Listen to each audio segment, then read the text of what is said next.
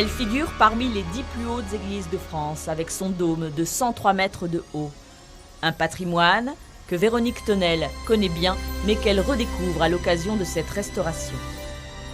C'est vrai que la première fois je me suis trouvée nez à nez, si j'ose dire, avec l'une des statues du dôme, ça m'a fait quelque chose parce qu'on les voit à la jumelle, on les voit au téléobjectif, mais on les voit en photo, mais juste devant, c'est vrai que c'est assez... il y a quelque chose d'impressionnant et puis il y a un côté privilégié aussi parce qu'on se dit mais jamais je ne reverrai ça de cette façon.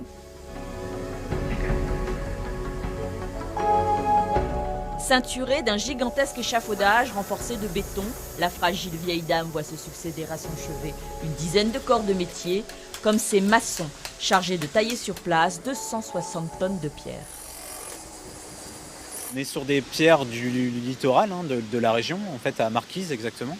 Et c'est une pierre qui est très dure. Donc on passe pas mal de temps à la bûcher, à la retirer de l'édifice, pour pouvoir nous poser nos nouvelles pierres au même endroit, avec exactement les mêmes cotes, les mêmes modénatures, les mêmes profils.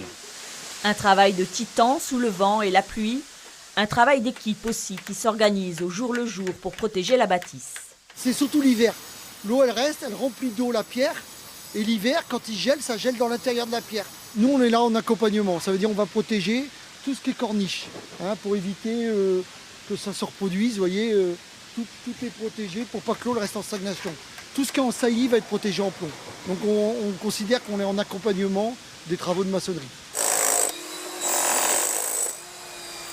Un chantier de 7 millions d'euros pour préserver cette œuvre audacieuse de l'abbé Affringue, prêtre et architecte amateur.